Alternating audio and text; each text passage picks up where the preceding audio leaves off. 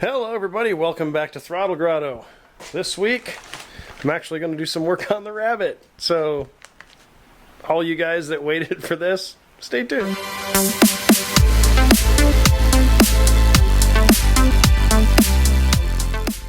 Right everybody, it is time to finally get back to work on the Rabbit. And one of the things I did this week, not a very quick thing. I kind of got sick this week after my race last weekend, and so I have been battling that and trying to get better. But one of the things I managed to get done was I put up a bunch of LED shop lights here in the garage, and wow, what a difference.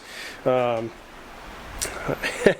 had a 8-footer right over here over the toolbox, and it made a huge difference replacing it with a 4-foot LED. I still got one I got to put up. I'm not sure exactly where I'm going to put it, but yeah, the amount of light in here now is awesome. I got a little one of those screw-in LED ones that's got the panels that you can move in the regular bulb socket over there. I threw a couple of LEDs back in. I got some of these LED replacement bulbs at Costco, so I threw those in this old fixture I have for now to keep it going. But yeah, it's finally nice to have a whole ton of light here in the garage. So one of the things that was holding me back, I'm kind of embarrassed about it, was this flange. Now this is the AEB turbo flange that mounts to the turbocharger, which gives me the ability to make a downpipe. And I have been tearing the garage apart looking for it. The only place I didn't actually look was on the turbocharger. So, Smart Me, 7 or 8 months ago, bolted this to the turbocharger so I wouldn't lose it. And Not Smart Me didn't remember that I bolted it to the turbo. So, thank goodness for Smart Me, because Not Smart Me would have put it somewhere, filed it under F for flange, and I would have never found it. So today I'm going to start, and I'll probably end up finishing it tomorrow because I'm kind of running out of energy today. This cold is kind of whipping me a little bit. But today, and I think I figured out where I'm going to put my last LED light. I think I'm going to put it right over the top of here where I'm working on the Rabbit. So what I bought on Amazon, because Amazon is short for amazing, is a J-bend.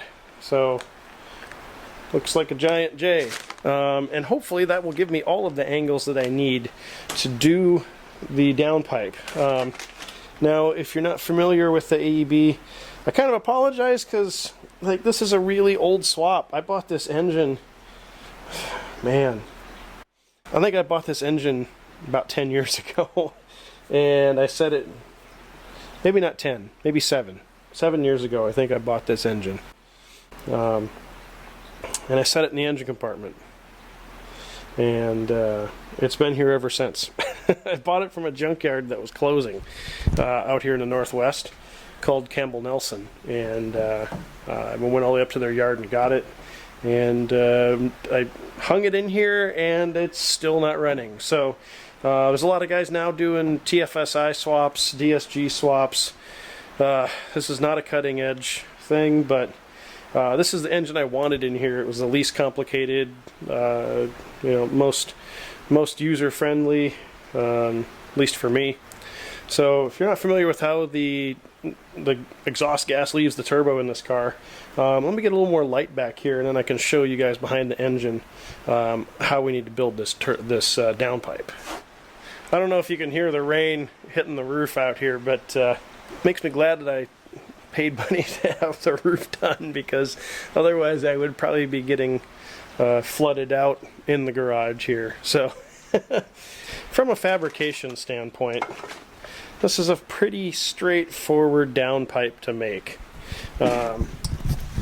We have, if you look back here, here is the flange that I just slid back on. Just slides back on the turbo there, and then we need to do a 90 that heads back towards the steering rack, maybe a little bit tighter than a 90, and then we want to exit out. Right through here, and then a 90 back underneath the car. So the nice thing about buying a J-bend is you get a whole 180 plus a bunch of extra tubing that you can use. So ideally with the 90, I may have to buy another bend, but I think this was like 25 bucks. So even if I have to buy another one of these, I can pretty much guarantee that I can make the downpipe out of what I have here. So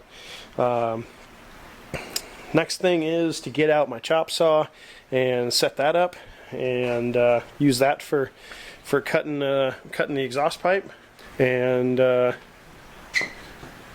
we'll get to making some exhaust finally for this car.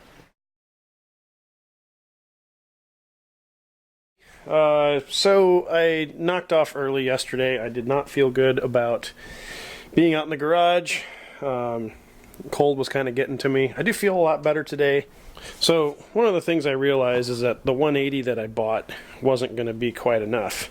So I went over to a place here in town called Turbo Technologies, which oddly enough does turbo stuff. And from one of their old turbo kits, they had this piece. And I don't know what it actually went to, but for the same price as this U-bend, I got this other piece which has a really nice like 110 or 115 degree bend in it. And then it's got a 45 down here at the bottom and another little, like, maybe a 45 here at the top. So with this and the 180, we've got definitely enough stuff to make this downpipe happen. So enough of me talking about it, it's finally time to do it.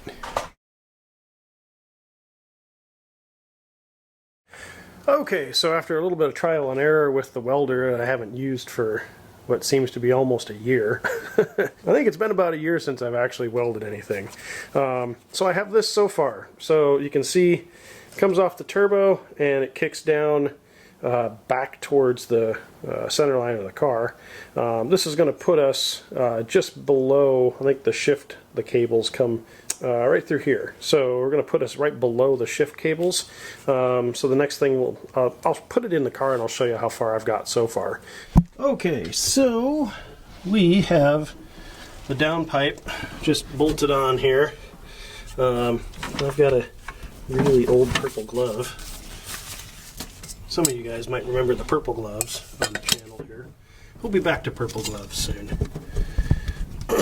So we've got plenty of clearance between the axle. We've got enough room around the shift cables, and now with just a couple of bends we should be able to exit straight back underneath the into the exhaust tunnel.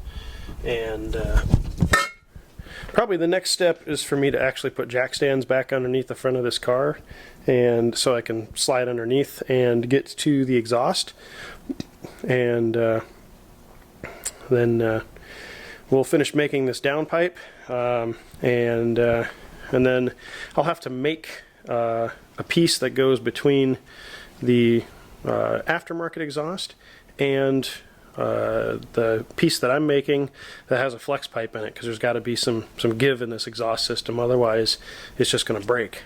So let me try chopping up a few more bends here and seeing what fits and what doesn't, and then we'll keep making progress.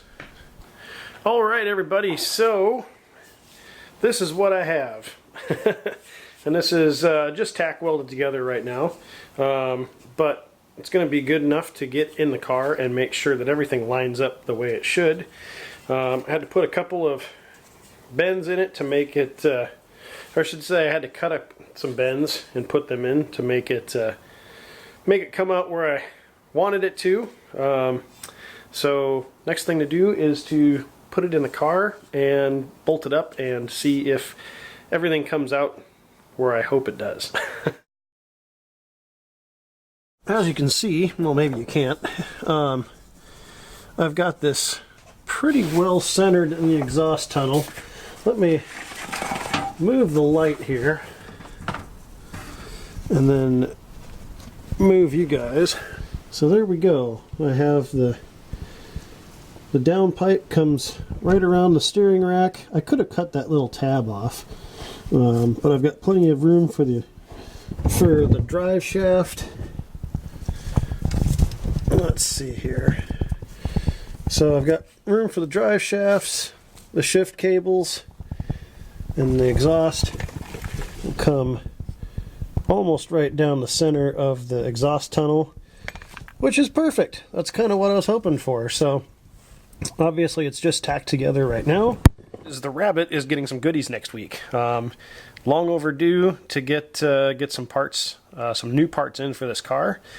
So still tons to do before this little Rabbit gets back on the road, but coming up on SEMA, that's like 2 weeks away. So I really enjoyed like getting back out here in the garage and working on this downpipe this afternoon and having it actually turn out really well. It lined up exactly where I'd hoped it would be, which means my fabricating skills are getting just a little bit better. They're not great, but they're getting better. I'm pretty happy with that, since I really haven't done anything like this in probably a year. So it was a good day, and that is the end of this episode. So until next time, thank you guys for watching. If you haven't, please subscribe. Make sure to click that bell so that you get notifications of when new videos come out, because you're not going to want to miss next week's video. It's going to be that good. Until next time, thank you guys for watching. Get out there and work on something.